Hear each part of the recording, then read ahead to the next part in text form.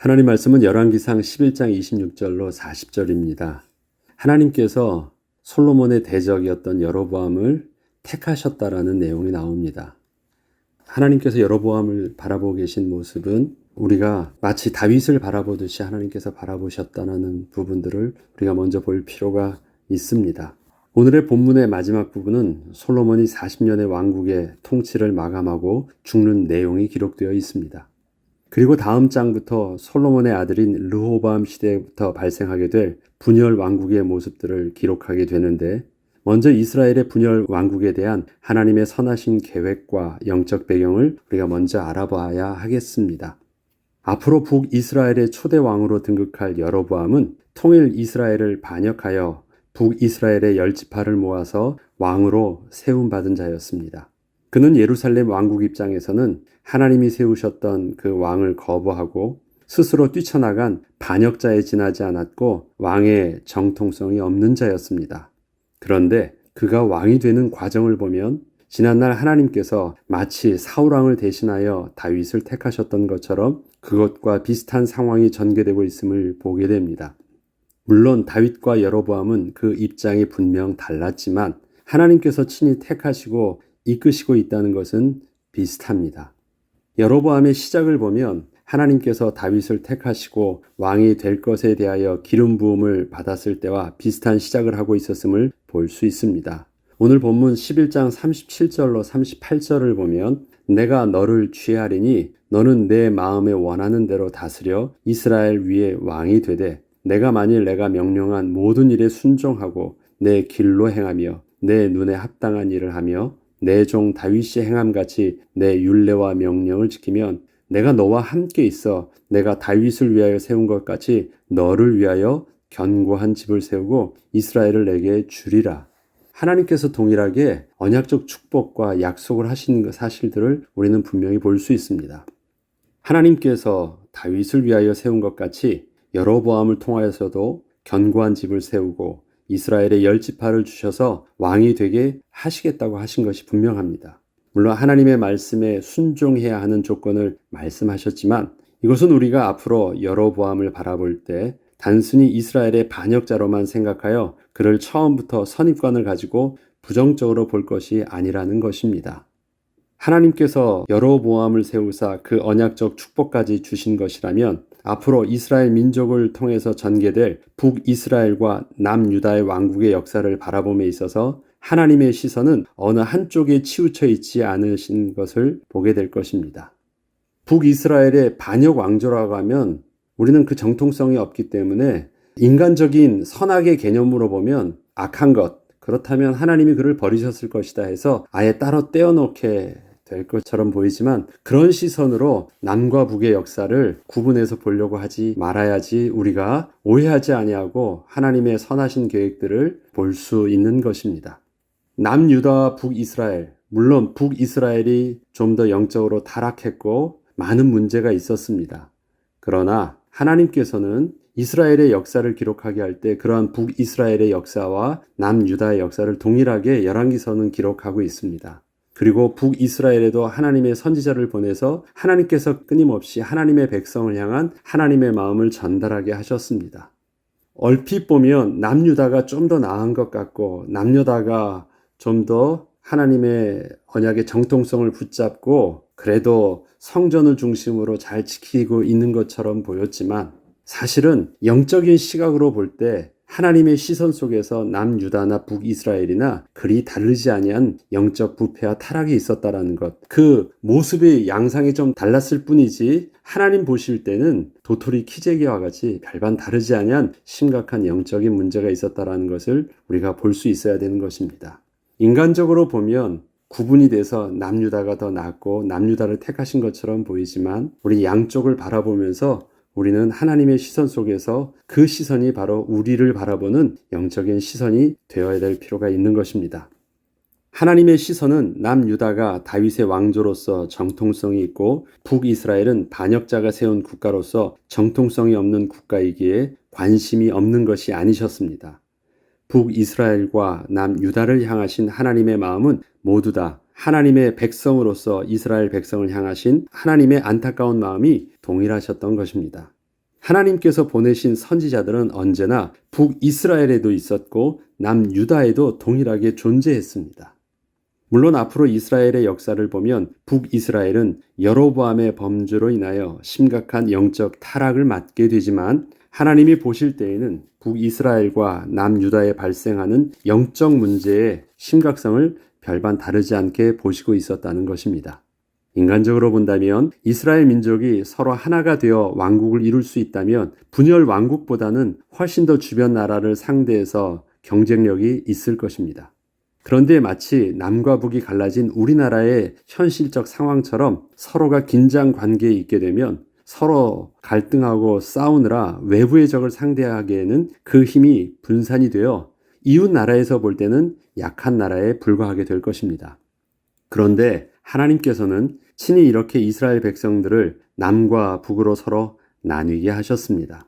특히 10지파를 가진 북이스라엘이 베냐민과 유다의 작은 지파만을 가진 남유다의 대적이 되게 하셨습니다. 통일 왕국을 이루어도 그리 크지 않은 나라였는데 남유다의 작은 나라와 북이스라엘의 나라로 나뉘게 하셔서 세상 나라에서 볼 때는 더더욱 보잘것없는 나라가 되게 하신 것이었습니다. 사실 처음부터 이스라엘은 하나님께서 함께하여 주지 않으시면 살 수 없는 민족이었습니다. 이스라엘은 하나님의 백성으로서 하나님의 은혜가 함께할 때만이 온전히 설 수 있었던 백성이었기 때문이었습니다. 이러한 하나님의 은혜는 비록 이스라엘 백성이 세상 나라와 견주어 강성해지고 부강해진다고 해서 바뀌는 것이 아니었지만 이스라엘은 강성해지자 스스로 하나님을 버리기 시작했던 것입니다. 하나님의 은혜가 함께해야 한다는 것은 단지 인간적으로 약해서가 아니라 그것이 하나님의 백성의 정체성이요, 그 영적 비밀이었기 때문이었고 하나님이 사람을 창조하실 때 하나님의 영이 함께해야 하시는 창조의 원리였기 때문이었습니다.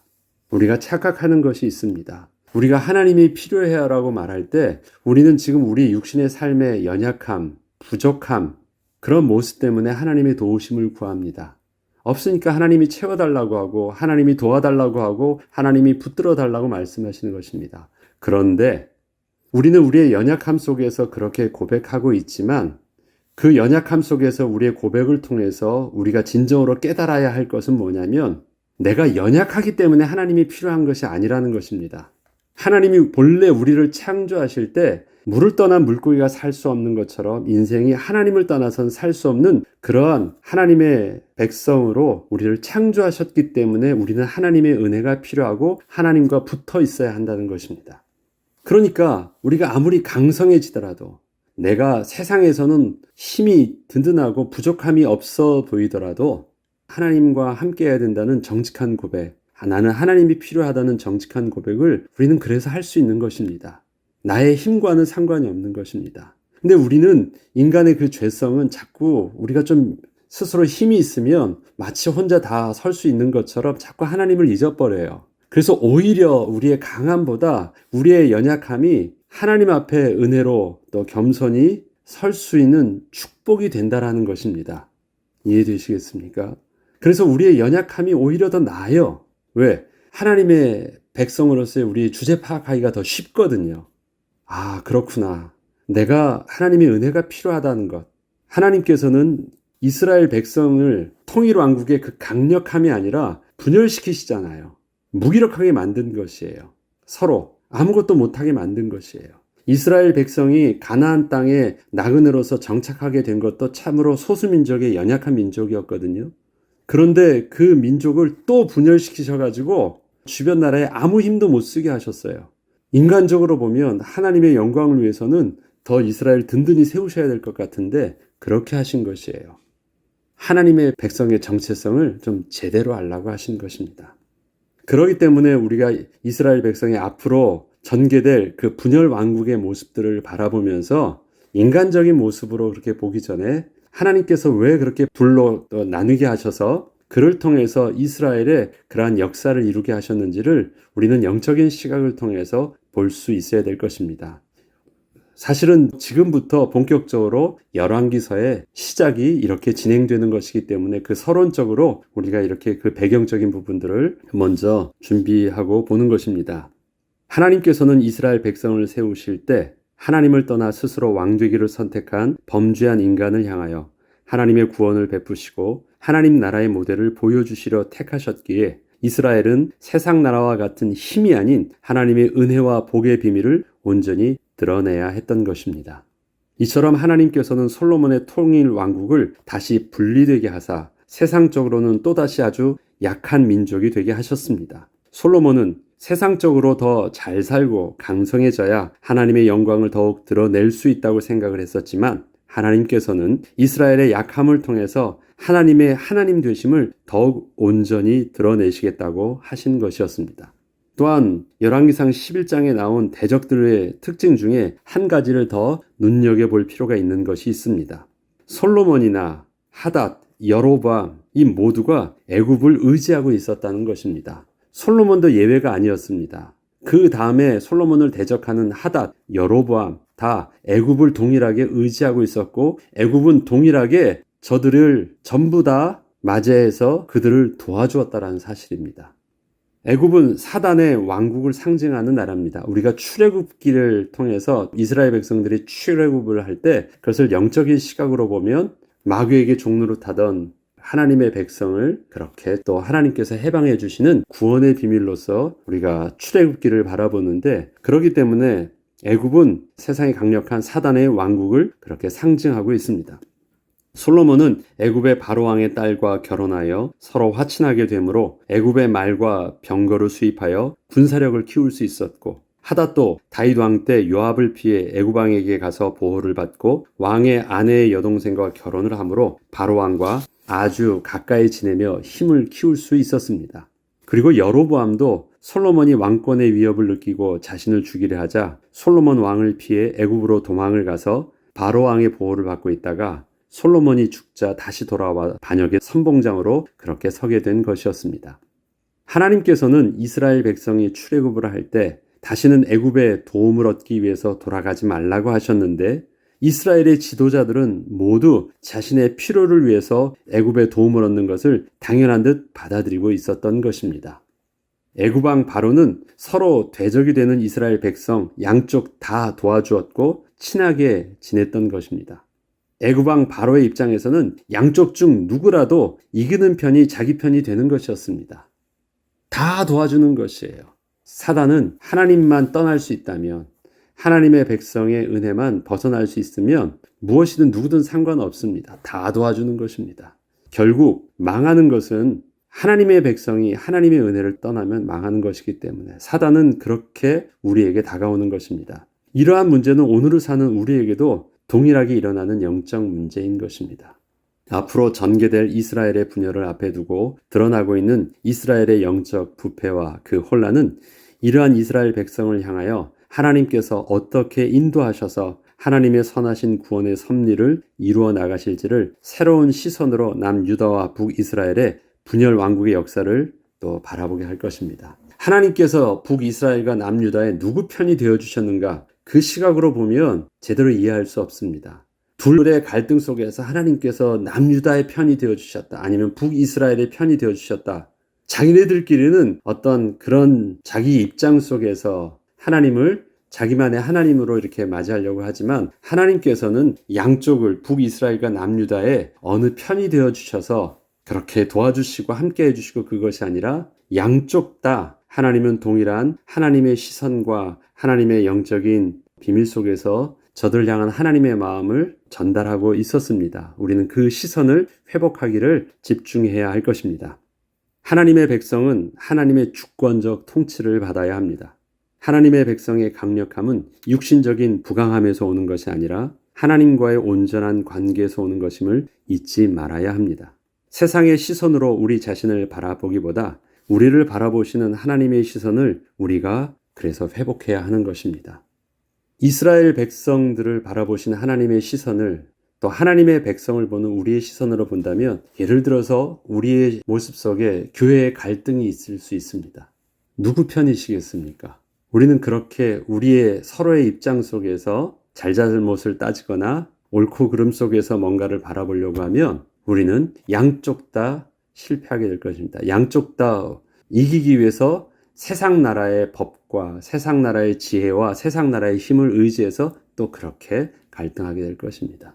양쪽 다 틀린 것입니다. 우리는 하나님의 시선 속에서 교회의 모습을 바라보고 또 교회의 갈등을 바라볼 때 올바로 회복에 또 하나님의 은혜 속으로 들어갈 수 있는 것입니다. 그렇지 않으면 세상 나라의 우리의 갈등 속에서는 세상 나라의 애굽과 같은 그 배경만이 우리를 갈등하게 하는 또 힘을 얻게 하는 그 비밀로 결국은 다 망하게 할 것입니다. 교회를 아프게 할 것입니다. 우리는 믿음의 시선, 하나님의 시선을 계속되는 이제 열왕기서의 역사를 통해서 우리는 볼 수 있도록 잘 인도받아야 되겠습니다. 기도하겠습니다. 하나님 아버지, 우리가 하나님의 시선을 회복하기를 원합니다.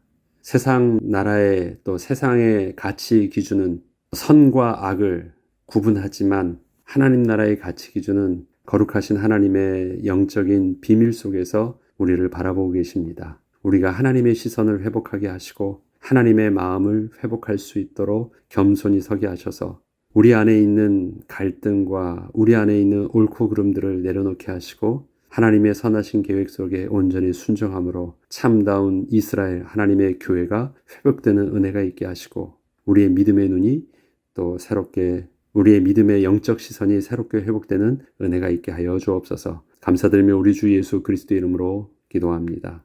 아멘.